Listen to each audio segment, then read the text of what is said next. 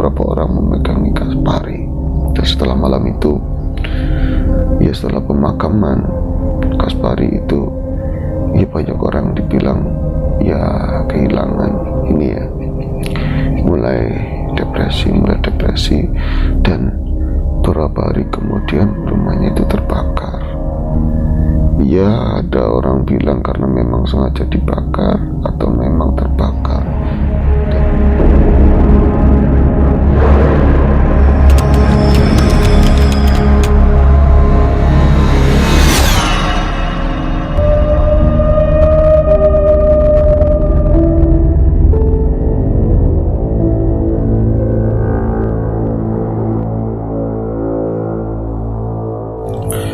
Assalamualaikum warahmatullahi wabarakatuh. Bismillahirrahmanirrahim. Jumpa lagi dengan saya Ayung di AHS Ayung Horror Story. Seperti biasa akan ada satu cerita horor yang akan kami sampaikan. Semoga kisah-kisah dari kami masih tetap bisa menghibur. Dan apa kabar hari ini? Semoga semua dalam keadaan baik, sehat dan selalu bahagia. Kami harapkan seperti itu. Dan langsung saja ke cerita.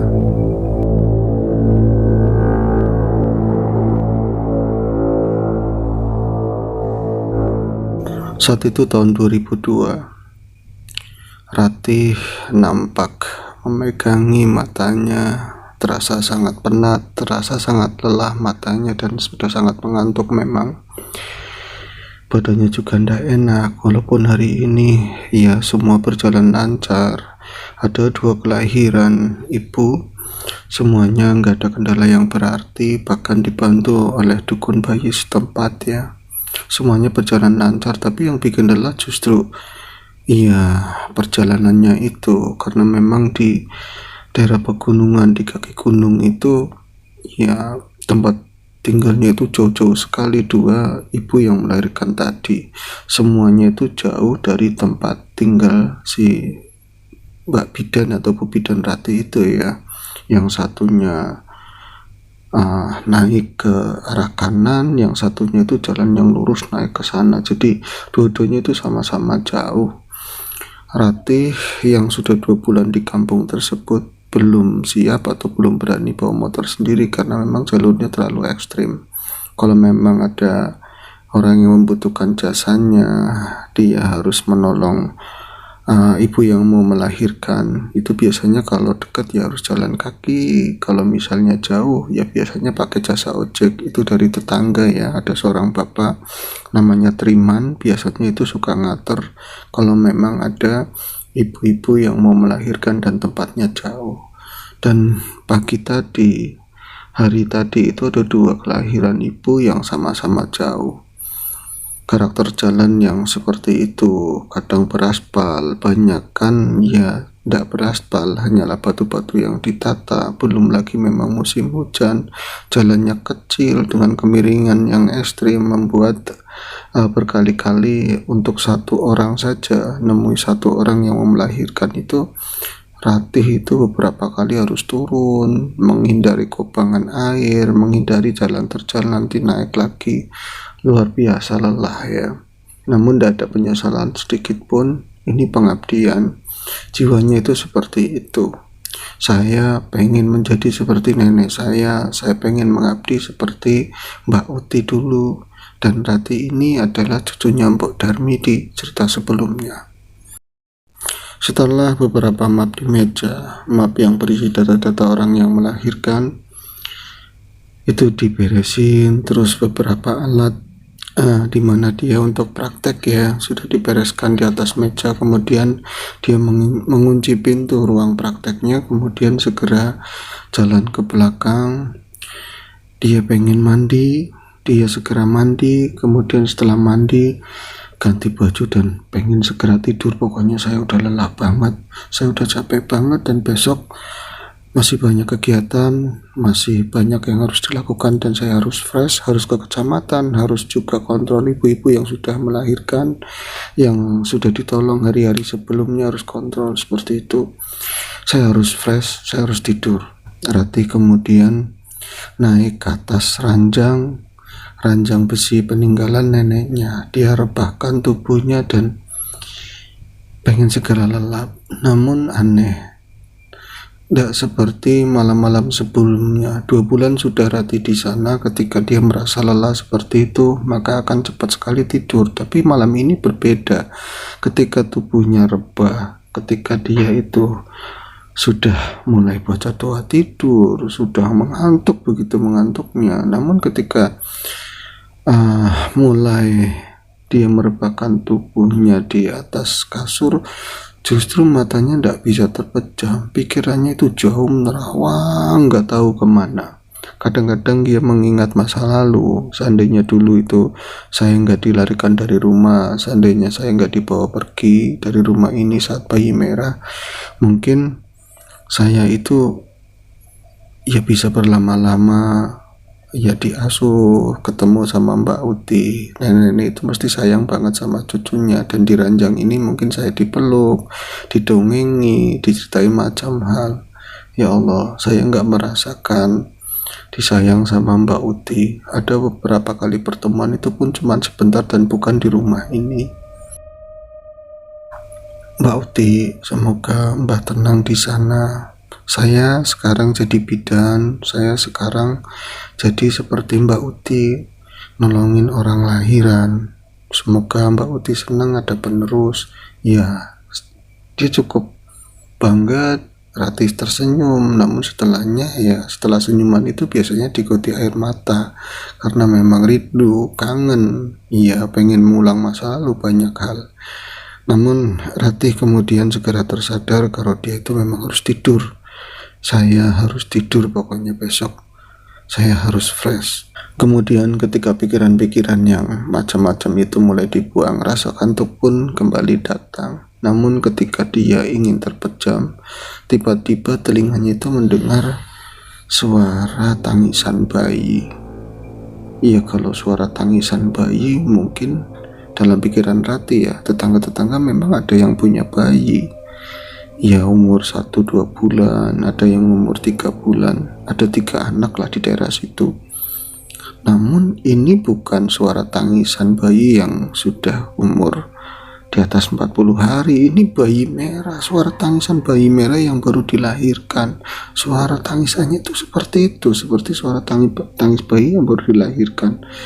Bagaimana mungkin dia masih terpejam, namun suara tangisan bayi itu yang sayup-sayup terdengar terasa sangat aneh untuk bidan Rati, karena di daerah situ gak ada orang yang hamil tua.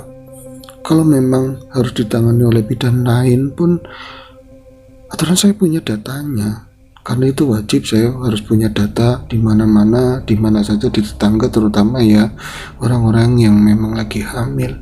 Kok ini gak ada orang hamil tua, kok terdengar ada suara tangis bayi merah, bayi yang baru dilahirkan? Ini aneh sekali.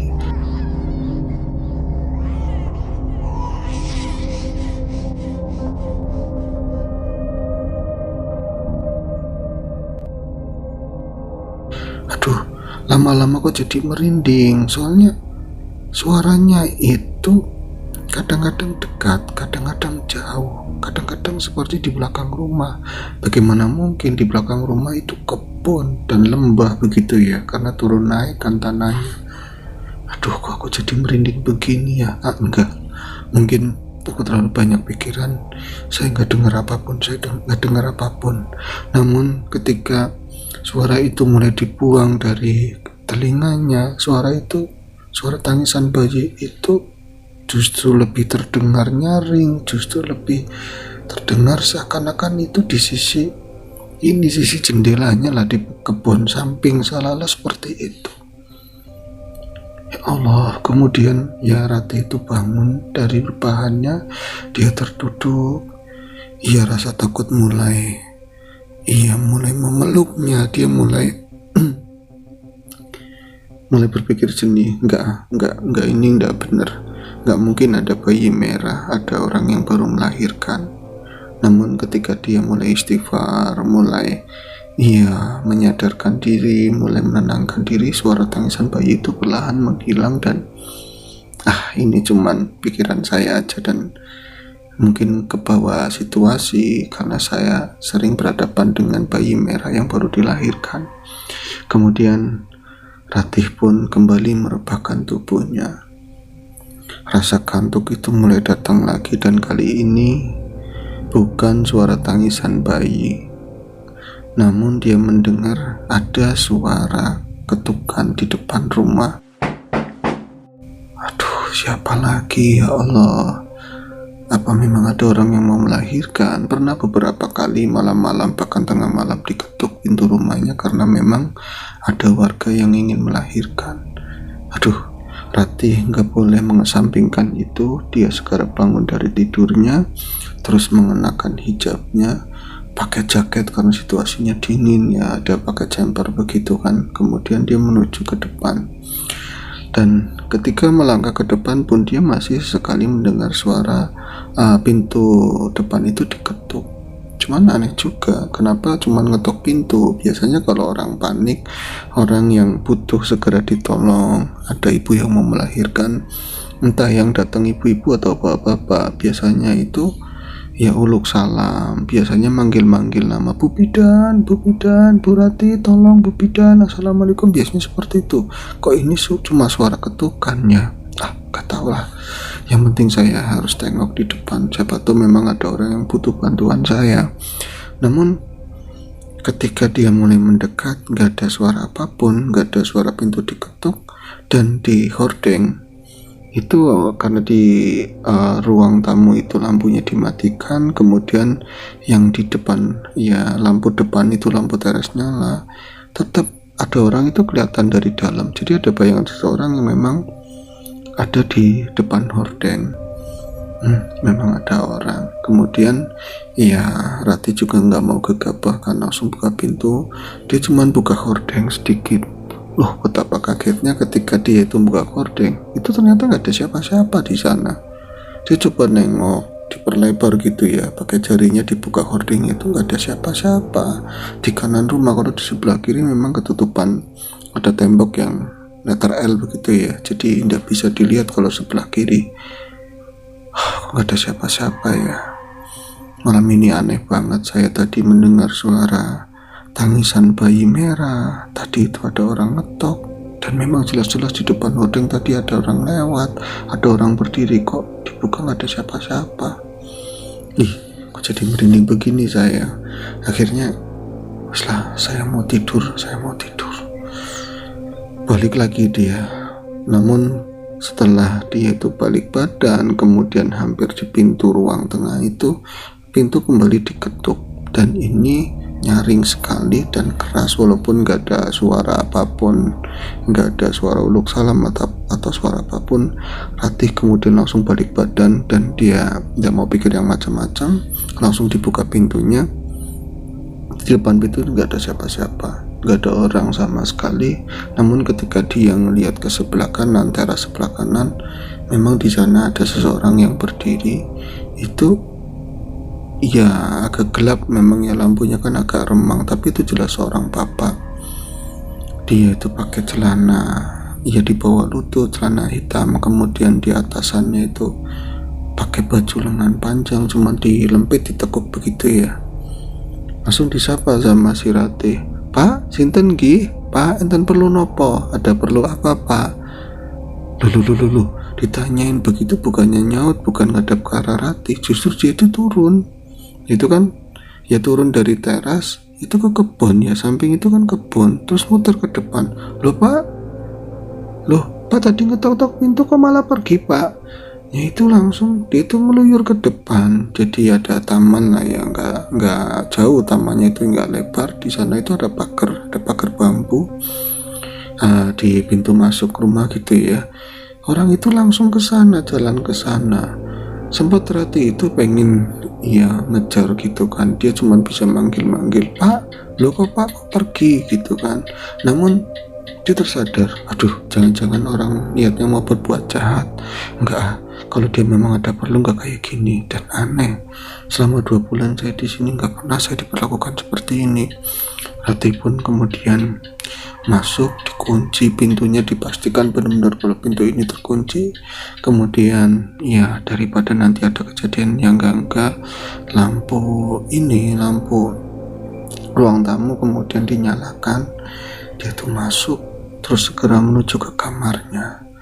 Ya Allah, malam itu aneh sekali, malam ini aneh sekali. Banyak tadi itu suara bayi, asli apa enggak ya? Kalau itu memang benar-benar asli, tadi orang ngetok-ngetok pintu. Masa orang mau berbuat jahat sama saya, lagian bawa bapak. Aduh, penasaran sih memang, tapi ya takutnya orang mau buat macam-macam sama saya. Ya wis lah, dia duduk sebentar, buka-buka map di sana, di atas kasur.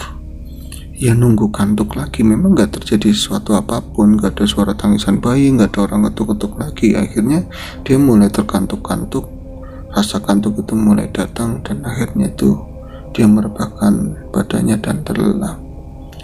Di dalam tidurnya, Rati itu bermimpi mimpi yang aneh. Mimpi itu seperti kejadian nyata, kejadian yang terjadi sebelum dia itu tidur. Jadi di sana itu dia bermimpi dia lagi baringan di ranjang itu, ranjang kamarnya, kemudian dengar suara tangisan bayi baru dilahirkan. Terus tidak lama ada suara orang ngetuk pintu. Rati itu keluar dan memang langsung ada seseorang, tapi bukan seseorang itu bukan di teras gitu ya, di tiang teras sebelah kanan. Orang itu ada di tanah, ada di ini ya, di depan rumah, di bawah begitu kan. Namun mukanya itu nggak menghadap ke arah Rati. Rati langsung ngomong kan, "Pak, sinten nggih?" Tapi bapak itu nggak menjawab. Dia itu nggak berpaling ke arah Rati atau apa. "Pak, enten perlu nopo? Ada perlu apa?" Orang itu cuma diem dan melangkah keluar. Nah, perbedaan dari kejadian di alam nyata itu, Rati itu kan akhirnya mengurungkan diri karena takut orang itu mau berbuat jahat atau apa. Tapi di alam mimpi, Rati itu nggak tahu ada keberanian dari mana, yang namanya ngimpi ya, itu ngikutin orang tersebut. "Pak, sinten nggih? Pak, mau ngapain? Ketok-ketok pintu saya." Orang itu nggak berhenti, dia itu jalan, walaupun jalannya itu nggak keras, jalannya itu nggak kencang, dan Rati itu bisa menyusul, tapi Rati tetap ngambil jarak. Ya khawatir juga, takutnya orang ini aneh, mau gimana sih ya. Tapi ya kenapa juga dia harus ngikutin, namanya ngimpi kan.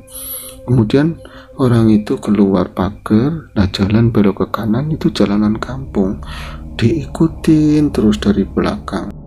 Dan anehnya itu nggak ada perasaan takut, nggak ada perasaan yang gimana-gimana. Rati itu terus ngikuti orang tersebut, dan beberapa kali dia itu sering manggil, "Pak, ini kan ada niat apa?" Masih seperti orang itu tetap nggak nengok sama sekali. Namun Rati terus mengikuti di belakangnya. Ya turun begitu kan, jalannya turun bergerak kelok sampai orang itu menuju ke sebuah rumah yang cukup besar. Namun ya model rumah dulu, rumah kampung ya, ala-ala orang pegunungan di tempo dulu. Namun rumahnya cukup asli, cukup gede. Orang itu kesana, oh rumahnya di situ.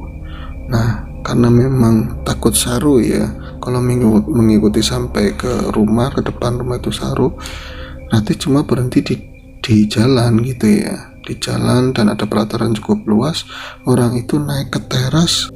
Orang itu kemudian di depan pintu berhenti dan berpaling ke arah Rati. Namun betapa terkejutnya Rati ketika melihat wajah orang tersebut. Wajahnya itu begitu mengerikan. Jadi mukanya itu gosong, mukanya seperti orang yang habis terbakar. Iya, Rati langsung kaget dan dia itu sadar, dia itu kemudian terjaga. Dan aneh lagi, kayaknya dia baru tidur tadi, tiba-tiba sudah jam 6 pagi. Ini terlalu cepat. Badannya Rati terasa pada sakit semuanya. Dia juga masih sangat mengantuk. Namun karena memang banyak jadwal hari itu yang harus dilakukan, yang harus dikerjakan, kemudian Rati itu bergegas bangun. Dia mulai mandi, sarapan, kemudian berangkat. Untuk tadi ke kecamatan harus nengokin beberapa ibu-ibu yang kemarin habis ditolong melahirkan.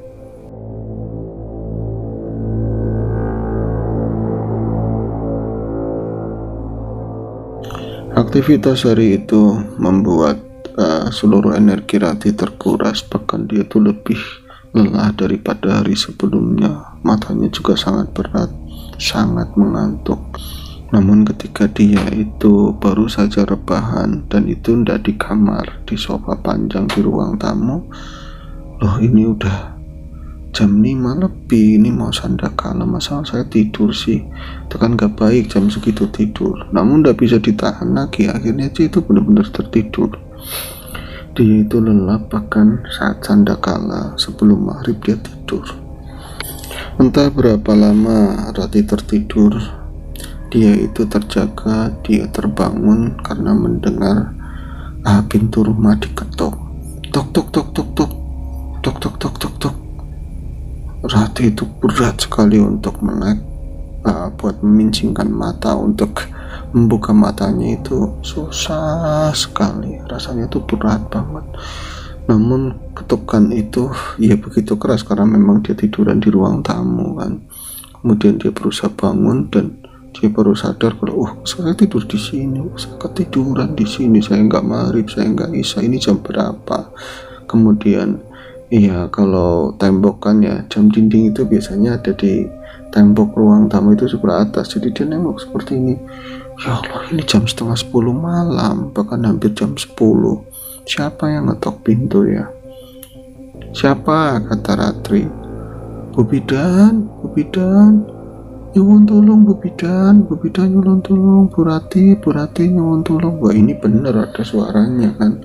Akhirnya dia tuh ya beres-beres rada sedikit lah biar nggak kelihatan ngantuk. Kemudian dibuka pintu rumahnya. Nah, nampak di sana itu ada seorang ibu. Siapa ini ya?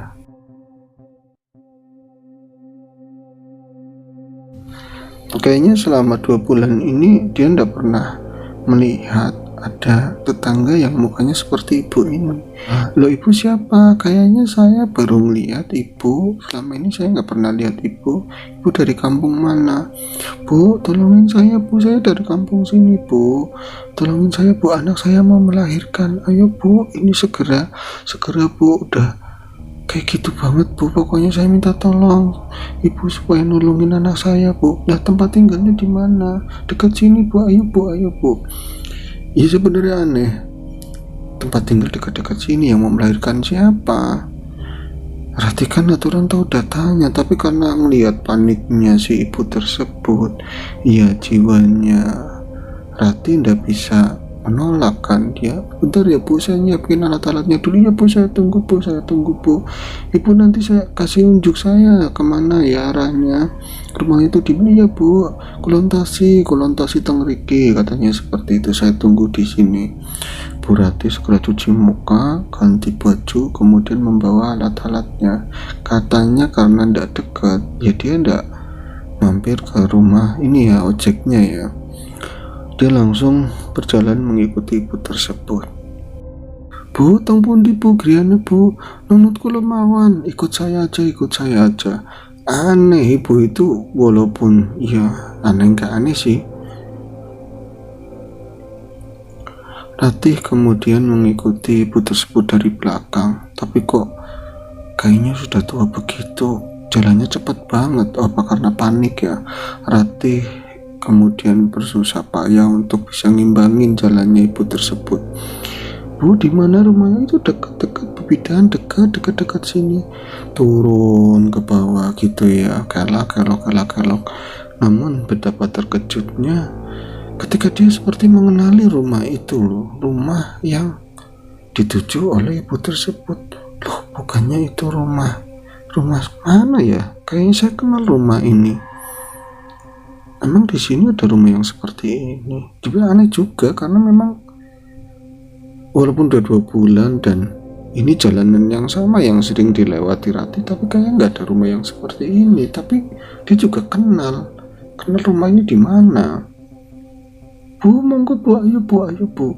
Itu semakin dekat pelataran rumah, semakin dekat teras rumah itu, dia itu mendengar suara orang lagi ceceritan, orang lagi kepayahan mau melahirkan. Pintu rumah itu dibuka, kreket gitu kan. Dan dia sempat terhenti karena loh, kok penerangannya masih pakai obor, kok penerangannya pakai, di depan rumah itu masih ada sentir, bahkan di dalam itu sempat dia ngeliat penerangannya itu ya lampu, ya semacam lampu badai lah seperti itu.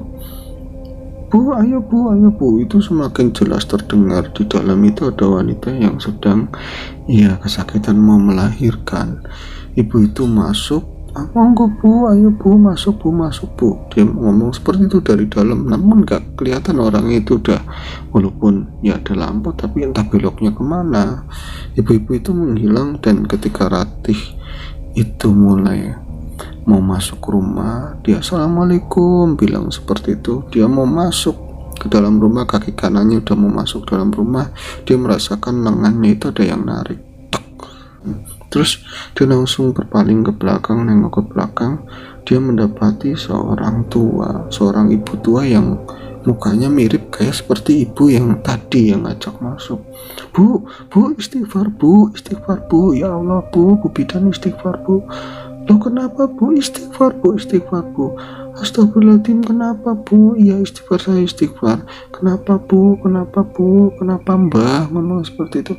Ibu mau kemana? Saya mau nurungin orang lahiran itu di dalam mana? Coba tengok bu ke belakang, coba tengok rumah itu.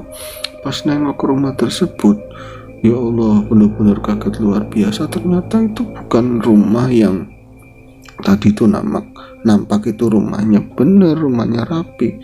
Yang ada rumah itu udah rumah yang benar-benar sudah lapuk, dan sebelah kiri itu gosong-gosong seperti rumah yang sudah ya rusak, namun dulunya pernah terbakar. Ya Allah, mbak kok kayak gini mbak? Saya tadi lihatnya nggak kayak gini. Bu istighfar bu, ibu lagi dibawa, ibu mau dibawa sesuatu yang gelap, ibu mau disesatkan. Ratih kemudian langsung ikut ke ibu tersebut, ya mbah tersebut, dan dia agak dibawa menjauh dari rumah tersebut. Kemudian Ratih nanya, bu mbak kok saya tadi lihatnya itu rumah bener mbak, ini sebenarnya siapa mbak, dan mbak itu siapa? Nanti saja kamu ikut saya nduk, kamu ikut saya. Itu dipedang-pedang, digandeng sama mbah tersebut. Namun mbah ini nggak asing, pernah sekali dua kali itu si Ibu Ratih itu pernah lihat nenek tersebut. Nah itu jalan berapa lama, kelok sampai di sebuah pondok. Di sana ternyata itu tempat tinggalnya nenek tersebut. Nah dikasih minum, bahkan tempat didoain segala, diraupi gini ya. Istighfar bu, ibu-ibu tadi itu mau dibawa ke sana. Dibawa kemana? Kok saya ngeliatnya seperti itu mbak? Nanti saya ceritakan.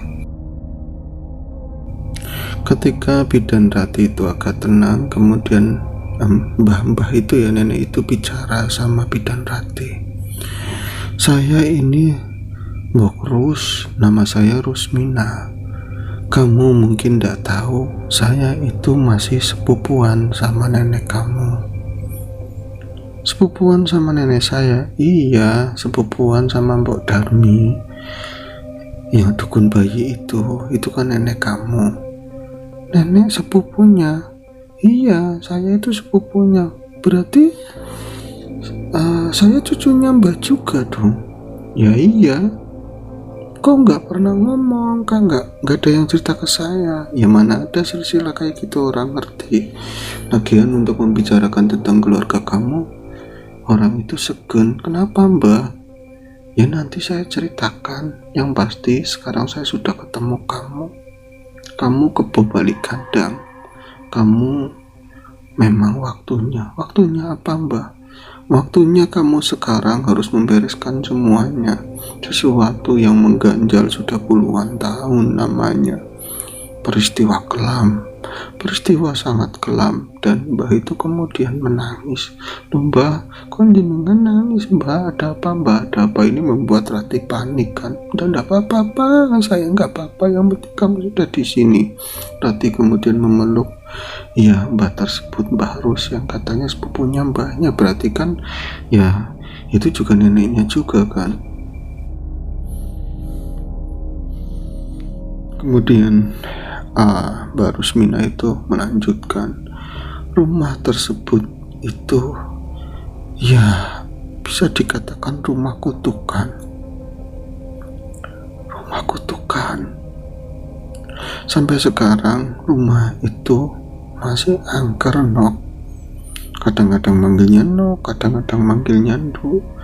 Di sana itu seperti itu. Kadang-kadang orang ya dibawa masuk ke sana, kemudian keluar itu sampai lama dicariin, nggak ketemu, tahu-tahu ketemu di sana, dan keluar itu mereka jadi linglung. Untungnya kamu nggak masuk ke rumah tersebut, kata Mbak Ros kan.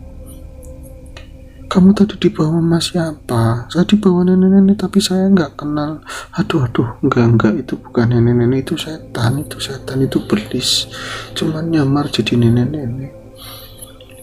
Kamu tahu nduk, orang sini aja kalau malam itu jarang lewat ke situ, mendingan muter ke jalan lain. Emang kenapa? Kadang-kadang di malam tertentu itu sering dengar suara bayi merah yang menangis.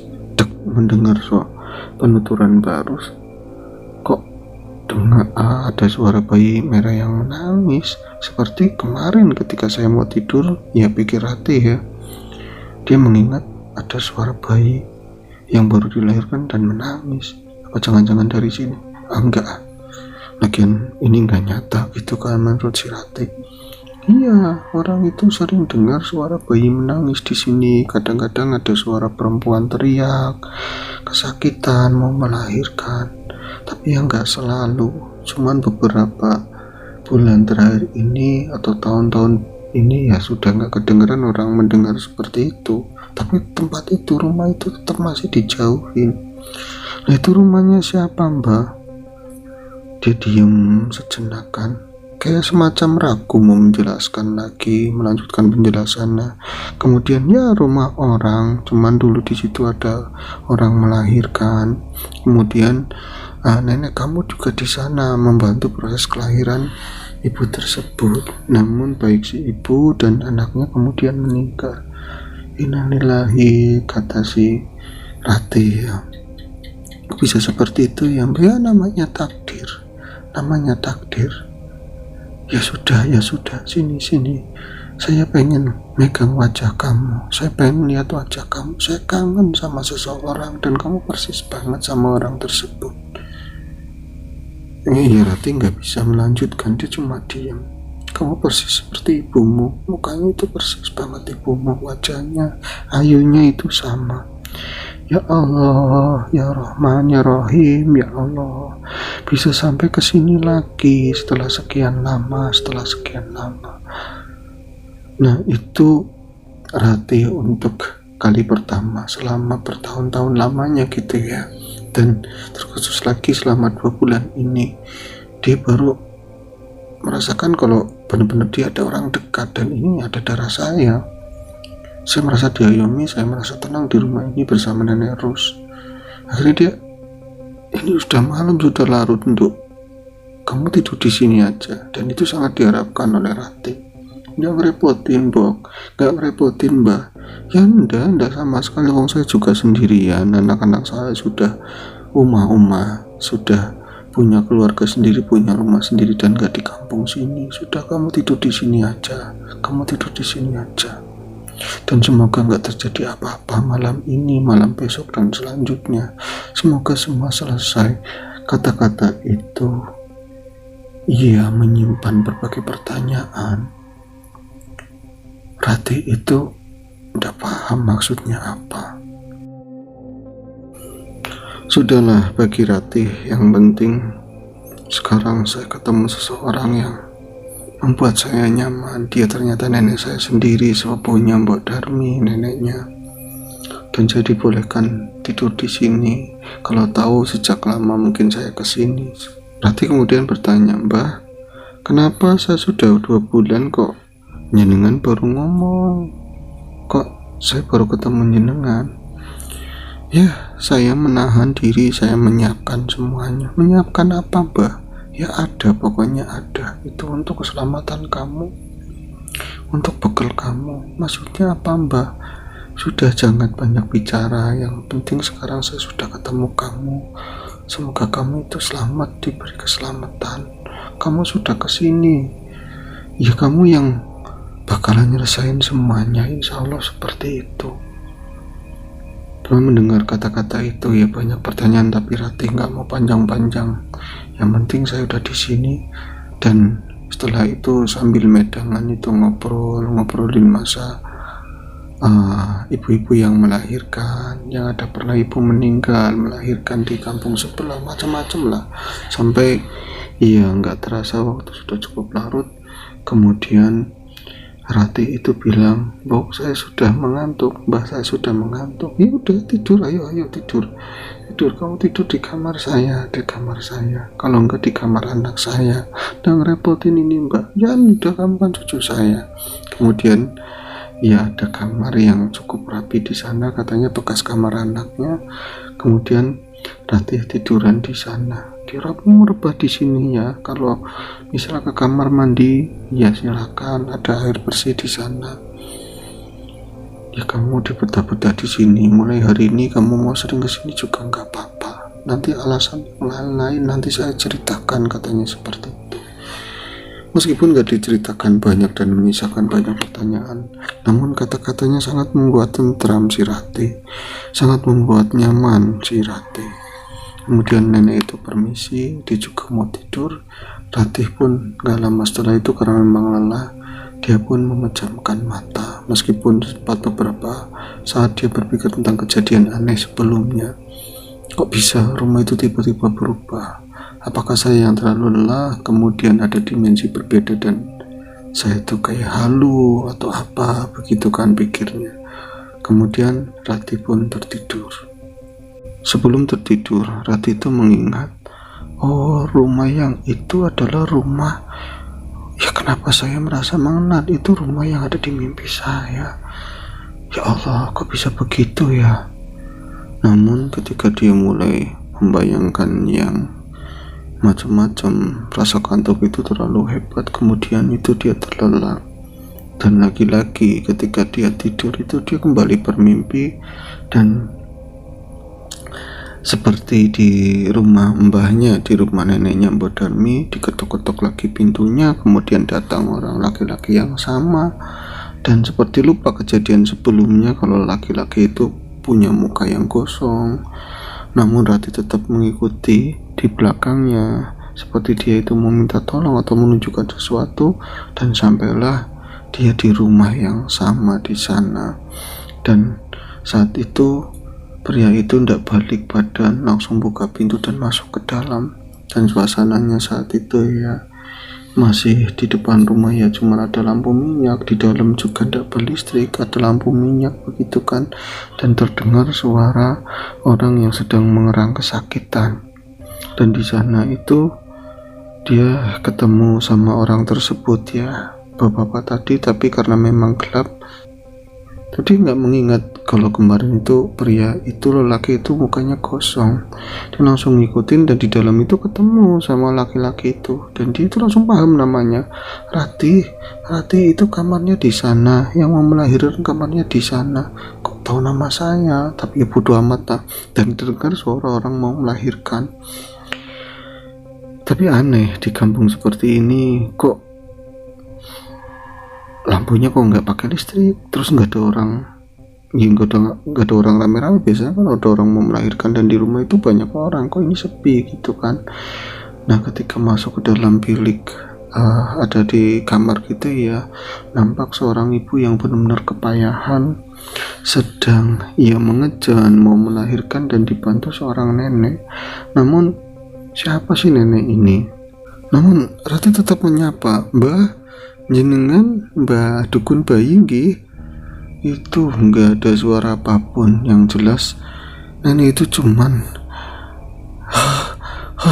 nafasnya itu benar-benar terengah-engah. Dan detik berikutnya dia itu mendengar ibu itu mengerang, dan "Saya nggak mau melahirkan, saya nggak mau anak ini, saya nggak mau anak ini, saya nggak mau melahirkan, anak ini nggak boleh lahir, saya nggak mau."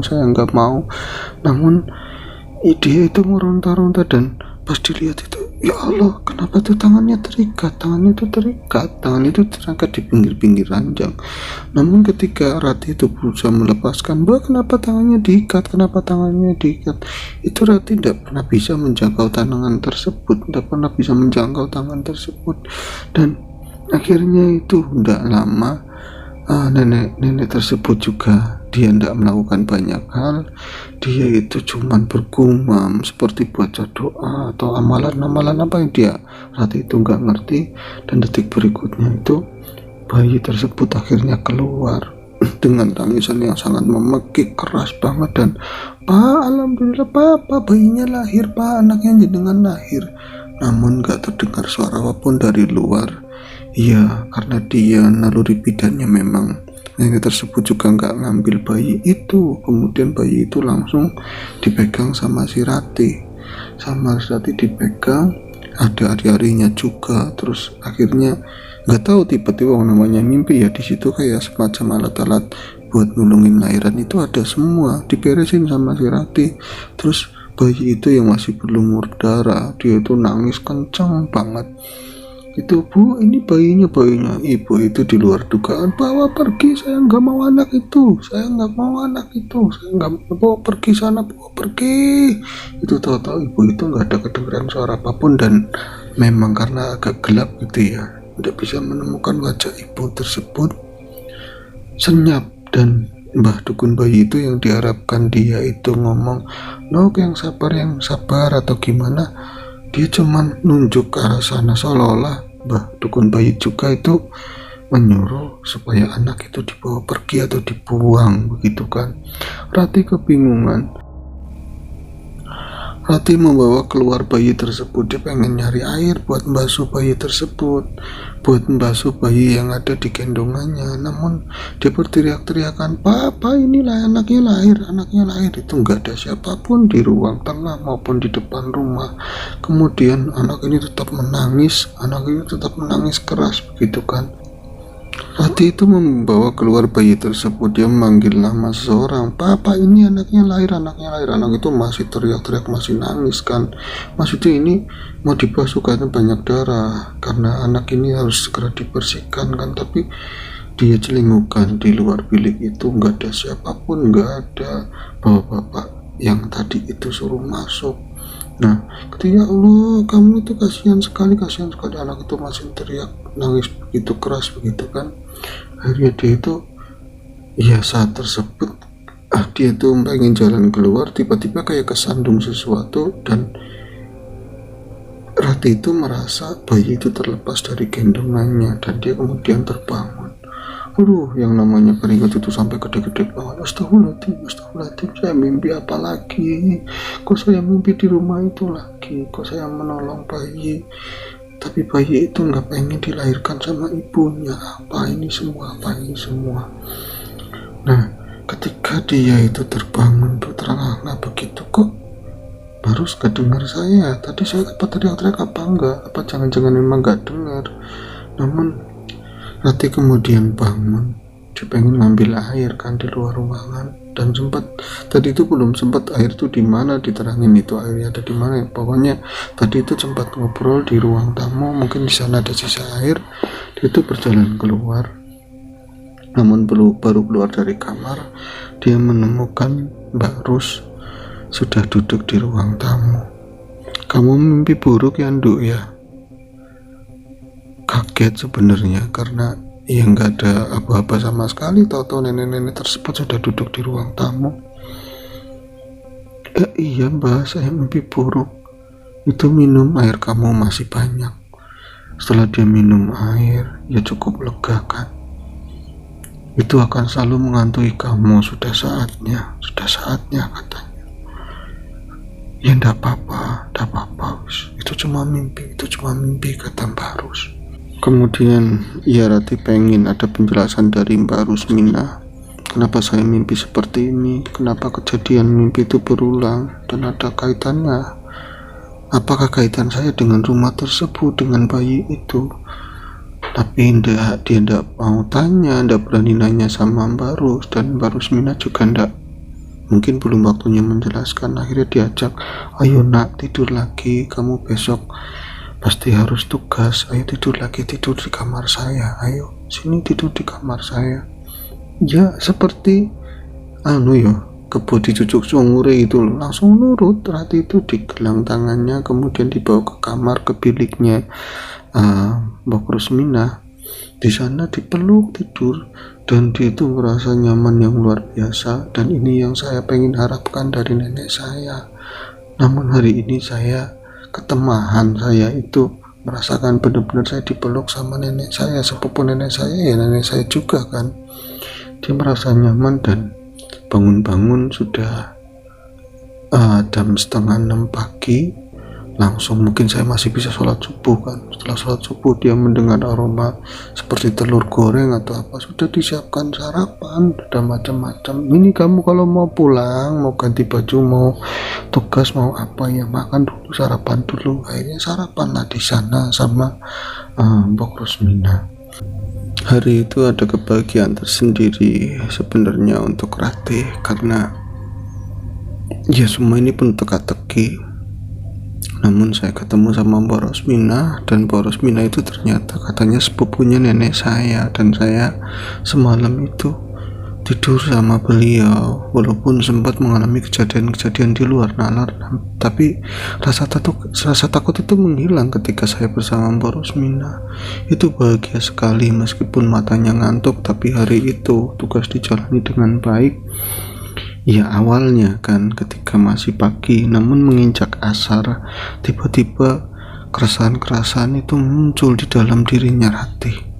Pertanyaan-pertanyaan yang tidak terjawab dari ucapan-ucapan Bu Rusmina itu, ya seperti semua ada di kepalanya. Di hatinya banyak yang mengganjal, dihubung-hubungkan antara mimpi-mimpinya dan rumah yang nyatanya rumah itu separuhnya kosong, terbakar.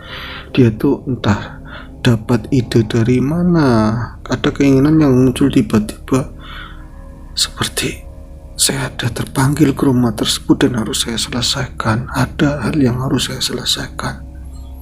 Saya harus ke rumah tersebut. Seperti saya punya masa lalu di situ, dan ini ada kaitannya sama nenek saya, ada kaitannya sama diri saya.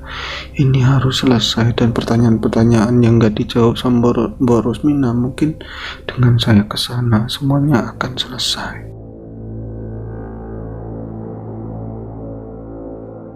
Malam itu Ratih gak tenang sama sekali.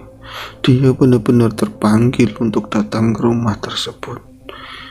Dia benar-benar tidak tenang, seperti harus hari ini saya harus ke sana. Iya, entah dibilang ngaco atau enggak, dibilang berani ya nyatanya takut. Tapi kalau misalnya saya enggak ke sana, ini akan berlarut bodoh amat wis. Kayak ada sesuatu yang mendorong dalam dirinya untuk ke sana, padahal dia sendiri menolak, dia sendiri ya ada perasaan takut. Apalagi setelah mengalami kejadian yang seperti kemarin itu dan mimpi-mimpi yang sudah berulang 2 hari ini. Namun dibulatkan tekadnya, saya harus ke sana, saya harus ke sana. Akhirnya sekitar jam 11 malam, Bobi dan Ratih kemudian membawa senter. Dia itu keluar dari rumah itu. Dia berjalan, dan dia pikir kalau jam segitu nggak banyak orang yang ada di luar, ya sudah benar-benar sangat sepi. Akhirnya dia berjalan menghafal ini jalan ke rumah itu kemana ya. Akhirnya setelah jalan berapa menit sampai juga di rumah tersebut. Sempat keraguan itu datang ketika dia berdiri di depan rumah tersebut. Ada di pelataran, pandangannya itu melihat ke pintu utama, pintu depan, dan rasanya semua yang dialami di mimpinya itu kegambar dengan jelas. Tiba-tiba keraguan itu datang ketika melihat pintu rumah tersebut dan mengingat kejadian-kejadian yang sebelumnya. Apa aku harus memang ke sana ya? Apa ini bukannya bodoh banget ya? Tapi udah, akhirnya dikuat-kuatin, dia itu melangkah, dan dalam setiap langkah rasanya itu berat sekali. Dan semakin dekat, dia itu mendengar memang ada suara di dalam sana. Ada suara teriakan-teriakan orang, ada suara nenek-nenek juga, ada suara bapak-bapak juga. Aduh, ini gimana ya, ini bukan mimpi dan nyata, benar-benar nyata. Dan betapa kagetnya Bidan Ratih ketika sampai di lokasi persis.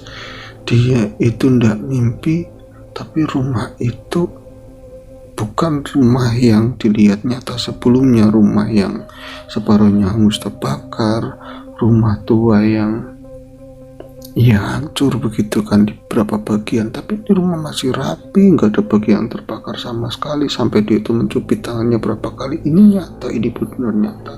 Dan ketika dia itu berada di depan pelataran, ya karena tadi, ya kemarin itu rumahku hancur kok, sekarang itu rumah bener, ini nyata atau enggak.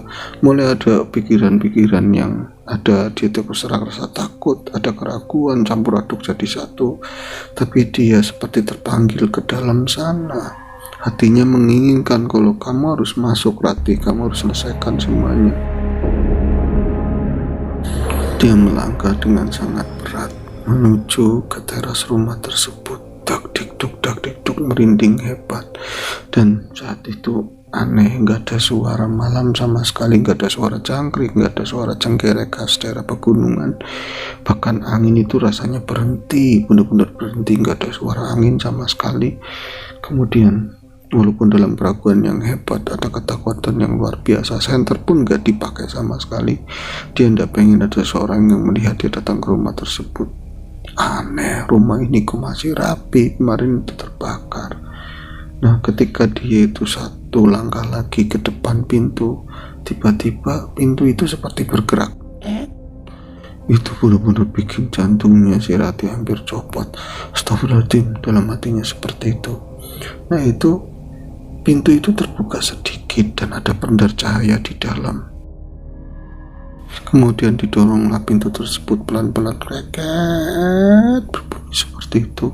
Dan aneh, ketika tadi itu nggak dengar suara apapun dari luar ya. Bahkan ketika dia berdiri satu jengkal, satu langkah di depan pintu, nggak dengar suara apapun. Namun ketika dia itu dorong pintu, itu mendadak di dalam itu ada suara teriakan-teriakan. Ada seorang ibu yang ya di kepayahan, penuh kepayahan, dan ada suara orang tua, nenek-nenek, dorong terus, sudah dorong terus, katanya seperti itu. Itu ada suara orang seperti, ya kalau misalnya orang mau melahirkan seperti apa, tapi aneh, nggak ada orang lain, benar-benar sepi. Nah kemudian ya begitu saja Ratih itu melangkah seperti hatinya terpanggil untuk membantu. Dan ketika dia jalan ke dalam, ya memang ya aneh juga, ini kok lampunya bukan lampu listrik ya, pakai lampu tempel, lampu gamblok seperti itu kan. Dalam ada seseorang yang memang menghampirinya, bu, tolong bu. Itu ada seorang bapak yang ngomong seperti itu. Namun cuman dia ngomong tolong, lalu dia itu keluar rumah.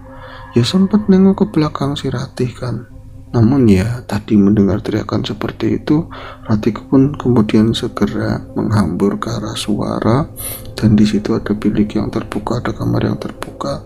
Nampak di sana itu ada seseorang nenek.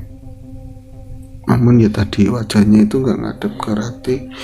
Dia itu seperti sedang memegang keris kecil, sedang berdoa. Yaitu kalau dulu itu lumrah.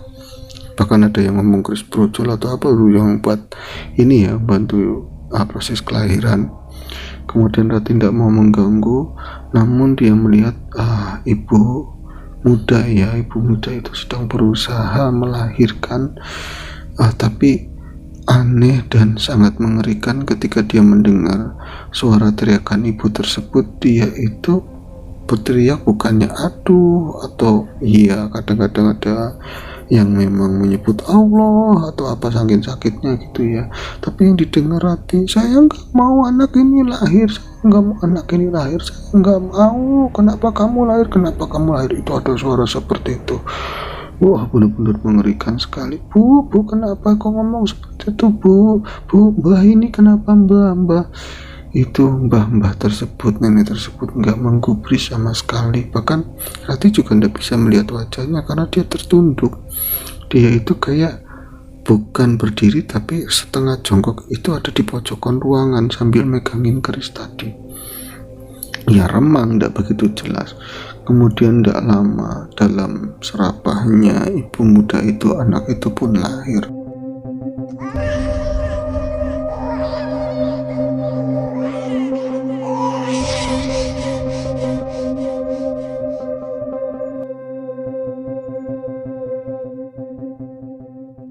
Anak itu lahir, tangisannya itu keras banget.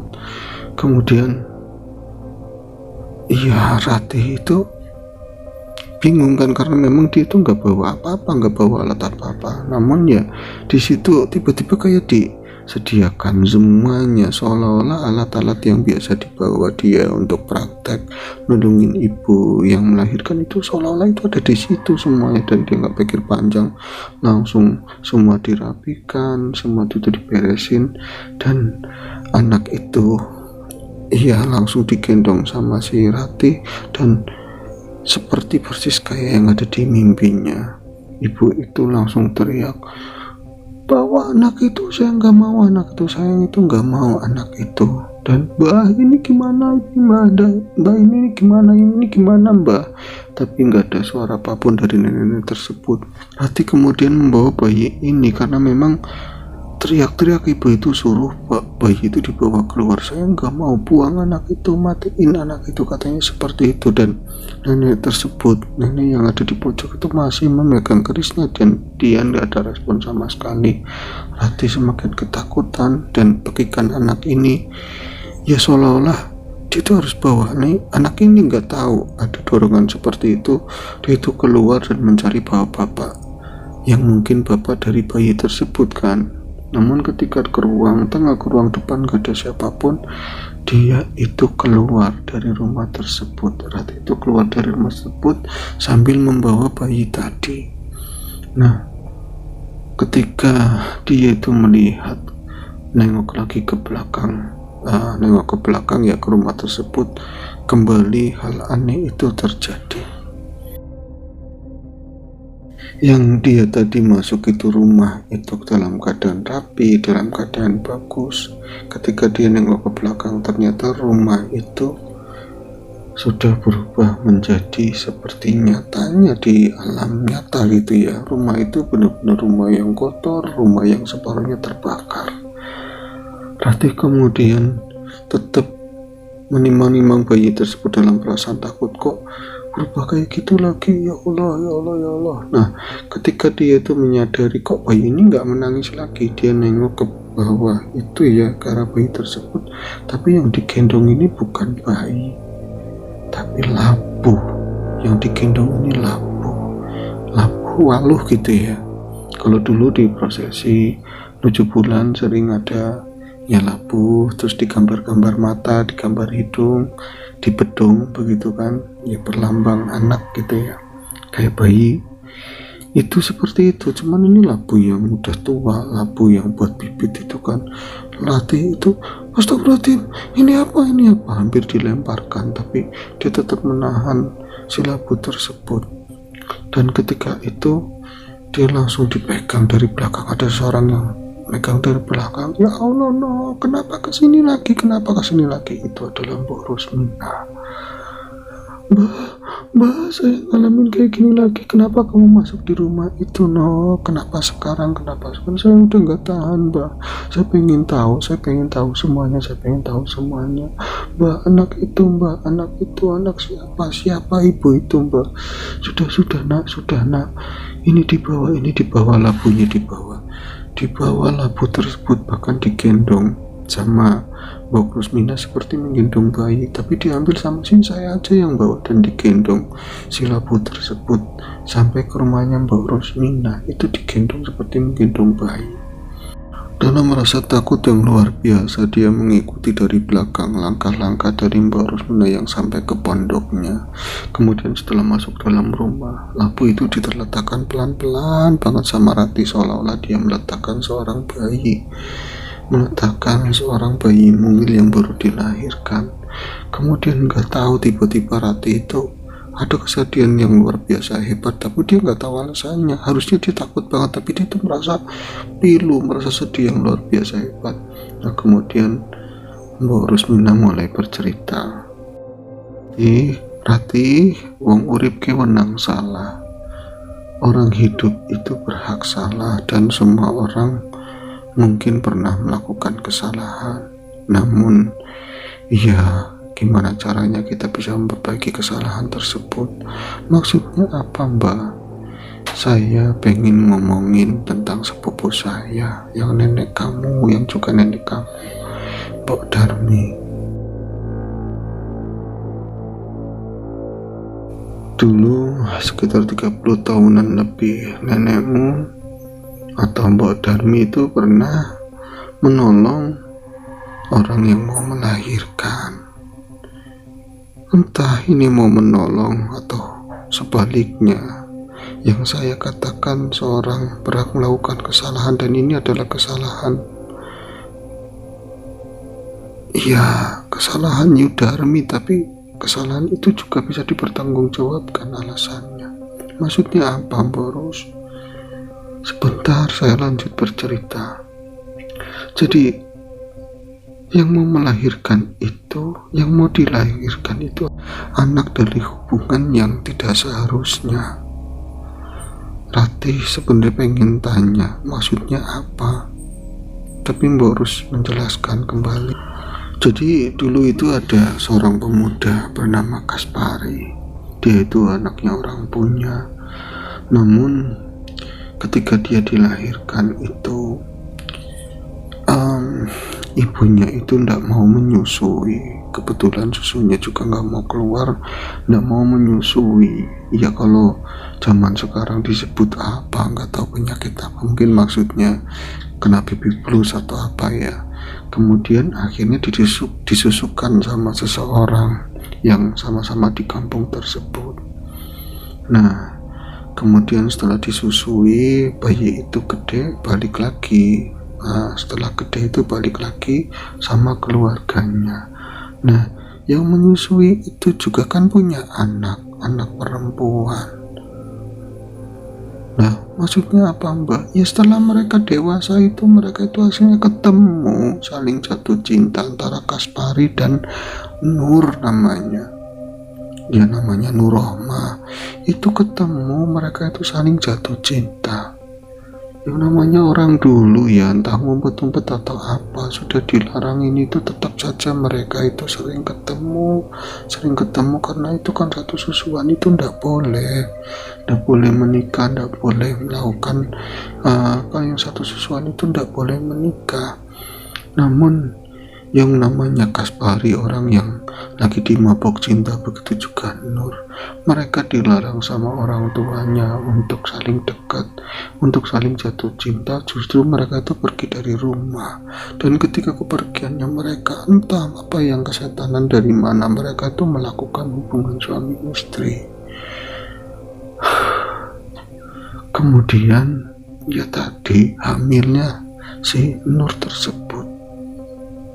Ya Allah, kok kayak gitu ya, Mbak? Iya. Nah, karena terjadi seperti itu, ya bikin malu keluarga juga. Dan ini ndak boleh terjadi, menikah aja ndak boleh, apalagi nyampe hamil seperti itu di luar nikah.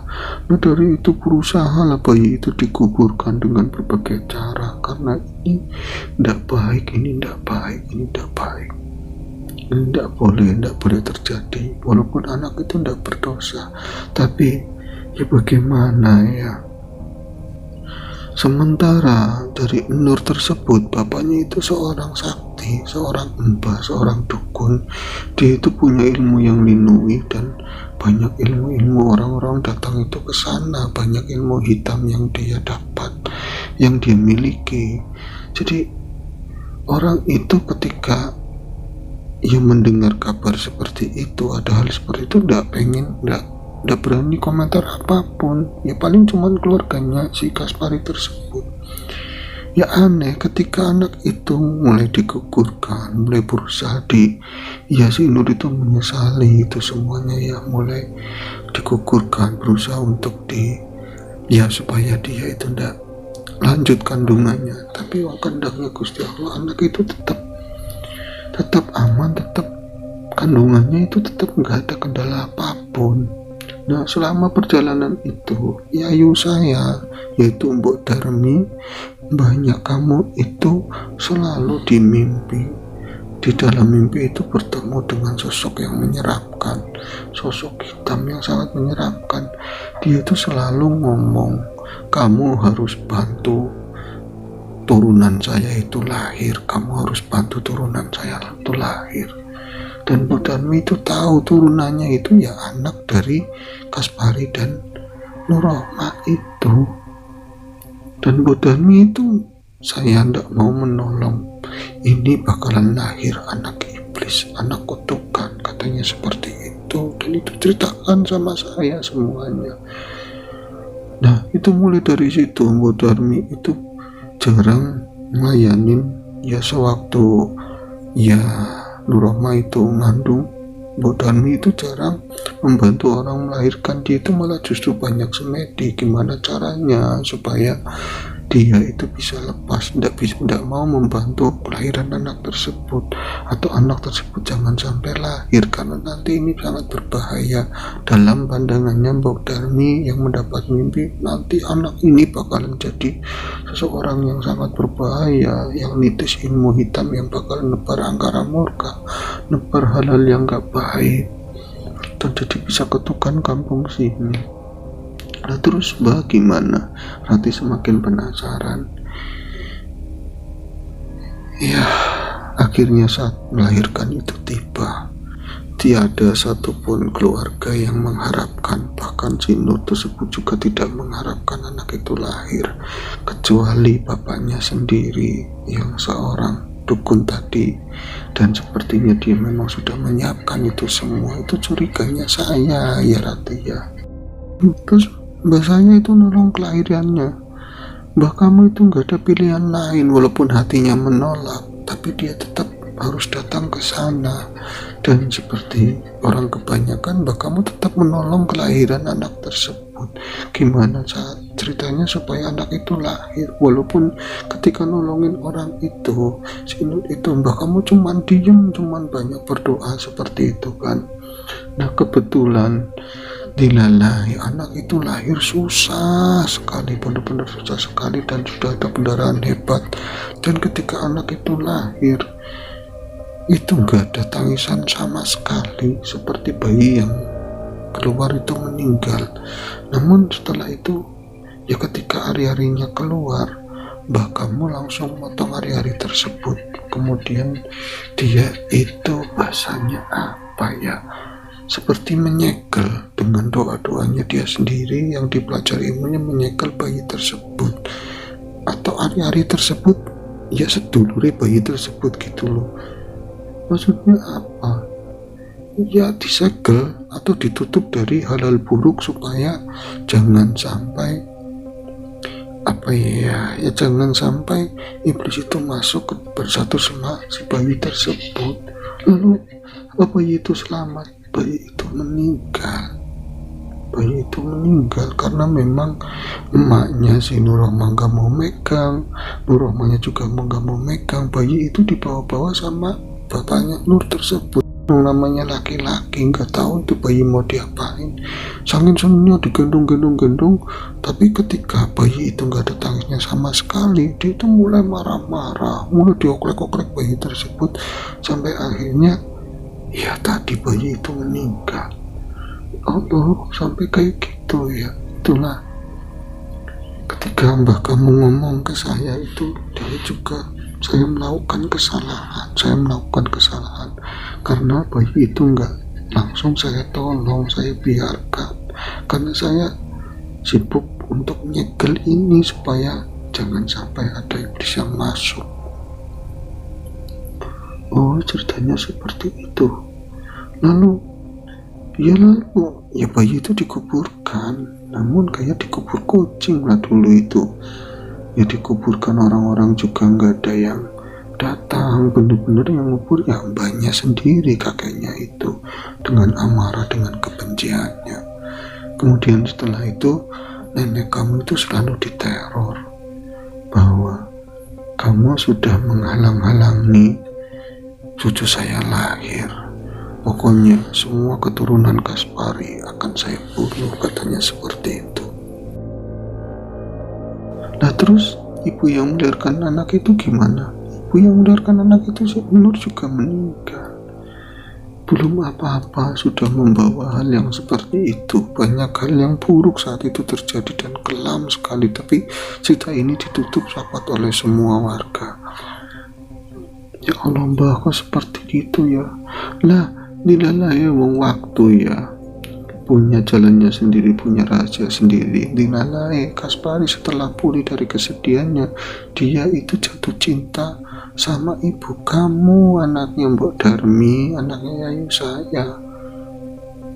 Jatuh cinta sama ibu saya. Maksudnya iya, jatuh cinta, kemudian ya sudah takdirnya seperti itu. Akhirnya ibu kamu sama Kaspar nikah. Dan setelah pernikahan itu pun akhirnya ibu kamu hamil. Dan sepanjang kehamilan tersebut, ibu kamu selalu diteror suara tangisan bayi yang baru lahir. Selalu diteror sosok hitam seperti makhluk yang tinggi besar tapi bungkuk. Dia membawa semacam tongkat. Kayak tapi mukanya tidak pernah kelihatan. Selalu mengancam, selalu mengancam. Dan juga nenek kamu juga seperti itu. Nah, dia itu akhirnya berusaha keras supaya bisa menyelamatkan bayi tersebut. Dia itu datang ke beberapa kiai supaya bisa menyelamatkan bayi tersebut. Dan alhamdulillah akhirnya bayi itu walaupun dengan gangguan yang hebat ketika ya ibunya kamu melahirkan, bayi itu selamat tuh. Namun bayi itu selamat tuh, namun ibunya kamu yang meninggal. Ibunya saya meninggal. Berarti bayi itu siapa? Itu langsung dipeluk si Rati. Bayi itu ya kamu. Bayi itu ya kamu. Itu langsung Rati itu kaget, dia itu bengong. Dia itu gak bisa berkata-kata. Kaspari itu bapaknya kamu. Kaspari itu bapaknya kamu, Duh. Ketika dia mulai bisa bicara, lalu yang bawa saya dari rumah, yang ngasuh saya selama ini memang apakah bukan bapak ibu saya? Bukan, nak. Ibu kamu waktu itu meninggal. Dan berat hati, kamu pun harus dilepaskan. Itu yang bawa itu adalah seseorang yang memang dipercaya sama ya Pak Kiai untuk bawa kamu supaya kamu diselamatkan. Ratih hanya bisa menangis mendengarkan. Kenapa bapak saya membiarkan saya pergi? Kenapa saya itu dilarikan sama orang? Saya dibawa sama orang, bapak saya diam saja. Bapak kamu itu tidak ada pilihan lain, karena dia itu juga tahu ceritanya. Lalu bapak saya kemana? Bapak kamu juga sudah meninggal. Nyesek banget kan? Jadi bapak saya sudah meninggal, Mbak. Bapak kamu juga sudah meninggal. Saya teruskan ceritanya. Kamu harus dengar semuanya. Namanya manusia, namanya orang. Ya, bapaknya kamu juga pengen punya keturunan lagi. Ya, namanya orang dulu udah tahu ya. Kemudian tuh dia menikah lagi dengan seorang bernama Ratri. Seorang itu bernama Ratri. Dan ya kejadian itu terulang kembali ketika Mbok Darmi nulungin si Ratri melahirkan. Gangguan itu datang dan suara tangis bayi itu pun datang, makhluk itu pun datang. Dan yang gak tahu jalannya seperti itu, makhluk itu pun merenggut anak dari bapak kamu dan Bu Ratri itu. Aslinya kamu punya adik kalau itu tidak meninggal. Dan mendengar itu semua, Rati hanya bisa diam. Dia hanya cuma bisa menetikan air mata. Kok saya nasibnya seperti ini? Kenapa baru ada yang menceritakan ini semua? Namun ketika pertanyaan-pertanyaan itu muncul, dijawab oleh Mbah Rus ya. Maafkan saya tahu semua, tapi saya hanya bisa cerita saat ini. Saya nggak bisa cerita ini sejak lama, karena saya yakin kamu pasti bisa menyelesaikan. Kamu anaknya Kaspari, seberat apapun kenyataan ini kamu harus menerimanya, Dok. Dan saya yakin kamu sanggup menerima ini semuanya. Dan kamu sendiri bakal bisa menyelesaikan ini semuanya. Mbah, saya nggak sanggup, Mbah, kata Rati. Saya nggak punya kemampuan itu. Saya hanya menuruti hati saya untuk datang lagi di sini, untuk mengabdi di sini seperti nenek saya. Dan saya nggak tahu jati diri saya selama ini. Yang saya tahu, bapak ibu saya ya di kota. Mereka juga mengizinkan saya kemari, Mbak. Ya, memang sudah takdir harus begitu. Kalau kamu nggak terpanggil, kalau kamu yang bukan ditugaskan untuk menyelesaikan, mana mungkin kamu itu berani masuk ke rumah tersebut. Mana mungkin beberapa kali saya lihat kamu ke sana. Rati hanya diam. Kemudian Mbak Rus itu masuk ke dalam kamarnya. Gak lama dia keluar lagi dan menyerahkan ada sebuah kotak di tangannya. Ini peninggalan dari Yudarmi, peninggalan nenek kamu. Sebelum meninggal, dia mewasiatkan ini kepada saya, dan kelak katanya suruh dikasih ke cucunya. Dia seperti sudah tahu kamu yang bakal bisa menyelesaikan. Ini apa, Mbak? Kamu buka saja. Ya, Rati bergetar menerima kotak tersebut. Kan ada kotak kayu, seperti kayu tua gitu ya, seperti kayu jati tua berukir. Kotaknya tidak besar, kemudian seperti ada kancingannya. Ceplak, dibuka. Kemudian setelah dibuka, di dalamnya itu cuman ada kain, ada tulisan huruf Arab. Itu nggak ada harokat, cuman tetap bisa dibaca oleh Mbak Rus tentunya ya. Rati itu memegang tadi ya kain tersebut, rasanya dia itu gemetar banget, dan dia merasa seperti ada hawa yang berbeda. Dia merasakan seolah-olah dia menyentuh tangan neneknya itu sendiri. Dan sudah tiba-tiba Mbak Rus itu ngomong seperti sudah masuk ke diri kamu, tapi tidak tahu Rati itu yang masuk apa, yang masuk gimana nya. Kamu nanti keluar sendiri kalau memang saatnya harus tiba. Kamu itu nanti keluar sendiri. Yang keluar apa, Mbak? Ya sudahlah, jangan ditanyakan lagi, sudah. Kemudian Rati itu tiba-tiba berdiri. Dia itu sebenarnya tahu loh, saya nggak pengen berdiri, tapi tiba-tiba ada sesuatu yang mengendalikan tubuhnya. Pikirannya itu, saya nggak ada kelihatan berdiri sama sekali, tapi tiba-tiba dia itu berdiri dan tidak bisa menolak. Terus loh, kok saya pengen jalan ke arah sebelah kiri. Itu dia jalan itu ke balai yang di atasnya itu ada labuh. Ada labuh yang sebelumnya itu berupa bayi yang digendong. Kemudian ketika dia melawan dengan keras untuk tidak menghampiri labuh tersebut, dia kalah, gak ada kekuatan yang bisa menolak. Kemudian akhirnya dia pasrah, cuma bisa memperhatikan dan ikut apa yang diinginkan sama hatinya, atau yang diinginkan oleh sesuatu yang lain yang dalam dirinya tersebut. Kemudian digendong itu si labu tersebut.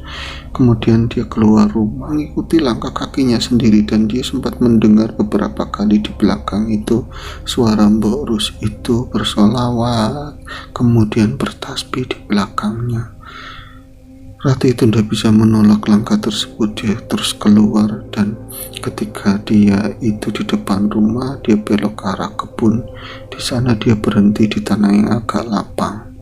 Dan di situ entah siapa yang membuat, entah siapa yang melubangi tanah. Di sana itu ada tanah yang sudah kayak dipacul gitu, dilubangi itu. Ya seperti liang kuburan, seperti liang makam tapi kecil. Kemudian dia itu tiba-tiba jongkok berlutut, dan matanya itu menangis dengan sendirinya. Ada kesedihan yang teramat sangat yang tidak bisa dibendung oleh Rati. Kemudian labu itu ditaruh di liang tersebut. Rati tetap menangis, terus menangis, dan dia tidak tahu kenapa kesedihan itu begitu hebat. Kemudian diuruk, tanah tersebut diuruk ya, ditutup tadi. Hal yang tersebut diuruk, kemudian di sana sudah tersedia kayak semacam batu nisan kecil, kayu nisannya ditancapkan satu sisi dan satu yang lain, persis seperti kuburan anak kecil, kuburan kecil yang kadang-kadang Rati lihat di pemakaman. Dan saat itu dia itu merasakan badannya itu lemes luar biasa, benar-benar lemes banget. Dan saat ini seperti dia itu merasakan badannya lemes luar biasa, dan dia semakin jelas mendengar Mbok Rus itu mendawamkan tasbih subhanallah alhamdulillah wala ilaha illallah wallahu akbar. Ada suara seperti itu. Kamu sudah namain do anak itu, kamu sudah namain do anak itu. Mbok Rus itu ngomong seperti itu, dan tiba-tiba Rati itu menjawab, sudah. Ini kakak saya namakan Lastri. Tenang di sana, kakak saya tenang di sana. Itu ucapan keluar sendiri begitu saja. Dan saat kayak gitu, tiba-tiba itu angin gede datang. Tiba-tiba ada angin yang berputar di sana itu. Angin itu tiba-tiba kencang, angin dingin, dan banyak seperti ini ya, daunan kering itu pada muter gitu kan. Dan saat itu terdengar suara tangis bayi. Pertama itu tangis bayi yang keras banget, dan ini aneh, nggak ada rasa takut sama sekali. Yang ada rasanya seperti tenang. Rati itu merasa tenang. Ada suara tangis bayi seperti tangis bayi yang baru dilahirkan, namun cuman sebentar, cuman beberapa kali. Dan setelah itu muncul sesuatu dari gelap sana. Itu sesuatu yang datang tiba-tiba halus banget waktu berdiri di depan Rati. Itu cuman jaraknya mungkin sekitar 2 meteran. Sosok yang hitam itu berbadan tinggi besar dan tidak begitu jelas, seperti dia itu memakai jubah atau apa, benar-benar hitam semuanya, dan memakai tongkat seperti itu, berdiri di depan Rati. Itu ada suara yang sangat berat. Kenapa kamu ngalangin saya, katanya. Kenapa kamu ngalangin saya? Nah, ketika ada suara kayak gitu, dia Rati mendengar Mbok Rus itu mendawamkan tasbih. Itu mulai lebih keras dari sebelumnya. Rati tidak tahu, dia itu tiba-tiba mengeluarkan ini dari sakunya, mengeluarkan kain yang ada dalam kotak. Dia tidak membaca, cuma dipegang, tapi di situ dia itu baca ayat tertentu. Di sana ayat Al-Quran dia baca itu. Seingatnya ada Al-Falaq, ada An-Nas, kemudian ada ayat kursi dibacakan seperti itu, namun cepat sekali. Dan aslinya Rati mengakui dia itu nggak fasih membaca Al-Quran, tapi saat itu tiba-tiba semuanya lancar, benar-benar lancar. Dan setelah itu kayak kain itu tergenggam begitu saja, dan tangan itu terlontar ke depan seperti melempar ke makhluk tersebut, dan belas tiba-tiba seperti ada dentuman gede, dan makhluk itu hilang begitu saja. Dan setelah itu Mbok Rus itu di samping, alhamdulillah ya Allah, alhamdulillah. Dan dia melihat itu Mbok Rus itu jatuh di sampingnya si Rati. Mbok Rus dia mau pengen bangun itu, pengen megang Mbok Rus, takutnya kenapa-napa, pingsan atau kenapa, tapi tidak bisa, tubuhnya masih tetap tidak mau beranjak dari situ. Dan ketika dia melihat ke depan itu, dia melihat ada sosok laki-laki, sekitar usia mungkin sekitar 45-an tahun, seorang bapak. Wajahnya cukup ganteng, orangnya tinggi, hitam manis. Ya tidak begitu jelas karena memang gelap kan, mengandalkan cuman lampu samping rumah. Dia itu tertunduk, dan sempat Rati itu seperti mengenali siapa ya dari pakaiannya. Ya Allah, dia baru sadar itu adalah seseorang yang beberapa kali ditemui dalam mimpinya. Dan ketika dia mulai pengen bertanya, jenengan itu siapa, orang tersebut itu ngomong, Terima kasih ya Dok, terima kasih Dok, kamu sudah menyelesaikan semuanya. Ini semua kesalahan Papa, kamu sudah menyelesaikan semuanya. Terima kasih, terima kasih. Ratih itu tiba-tiba pengen nangis, bener-bener nangis yang bener-bener tidak bisa dibendung. Dia itu pengen ngomong, apakah kamu bapak saya, apakah kamu bapak saya, tapi tidak bisa ngomong seperti itu. Dia sangat lemes, hanya dia bisa nangis dan memandang orang tersebut, laki tersebut. Dan gak lama sosok tersebut yang membalikkan badan dan melangkah 1-2 kali dan hilang di kegelapan malam. Nah, setelah saat itu tiba-tiba dia bisa menggerakkan tubuhnya sesuai keinginannya dan langsung menghambur ke arah Mbok Rusmi. Mbok Rusmi, Mbok Rus, sampean gak apa-apa, jenengan gak apa-apa. Ya Allah, itu napasnya kembang kempis. Akhirnya ya dengan susah payah dipapah masuk ke dalam rumah, dikasih minum, Bo. Alhamdulillah semuanya selesai, alhamdulillah semuanya selesai. Moga-moga gak ada apa-apa lagi setelah ini, Dan ketika Mbok Rusmi ngomong seperti itu, ya tiba-tiba ada banyak suara, banyak orang gitu ya, banyak orang itu teriak-teriak, kebakaran. Itu ada rame-rame, dan itu ada satu orang yang lewat di depan rumah. Itu ada apa itu Mbok Rusmi ngomong seperti itu, kebakaran katanya. Kebakaran di mana? Itu di sana, di ujung, di ujung. Ya karena mereka perempuan, terus memang sudah duduknya sangat lelah, ya mereka kemudian cuman menunggulah kabar besoknya itu ada apa. Ternyata ketika pagi harinya mereka tahu yang terbakar adalah rumah Kaspari, atau rumah yang berubah-ubah dari pandangannya si Ratih ya, yang dulunya terbakar ini terbakar kembali. Dan cuman ketika si Ratih lewat, hari-hari berikutnya lewat, itu cuma tinggal puing-puing. Kalau sekarang rumah itu sudah tidak ada. Itu ada sebuah kisah dari Ibu Ratih ya. Dia mengalami kejadian tersebut di tahun 2002, dan ini sudah lama sekali, dan kisah ini diceritakan oleh putrinya Ibu Ratih yang bernama Adinda ya. Terima kasih Mbak Dinda untuk cerita tersebut. Ya, terima kasih untuk teman-teman yang sudah menyimak cerita ini, yang sudah menyimak saya di AHS Ayung Horror Story. Semoga cerita ini terhibur dan ada hal baik yang bisa disampaikan dari cerita tersebut, yang diambil dari cerita ini. Dan untuk teman-teman yang mungkin pengen kirim-kirim cerita ke sini, saya narasikan dengan ala saya, monggo kirim saja ke alamat email kami di hororkukisah@gmail.com, atau yang versi WhatsApp ya monggo ke nomor kami di 0851 9429 5633. Itu saja, kita jumpa kembali di AS berikutnya. Sehat selalu. Assalamualaikum warahmatullahi wabarakatuh.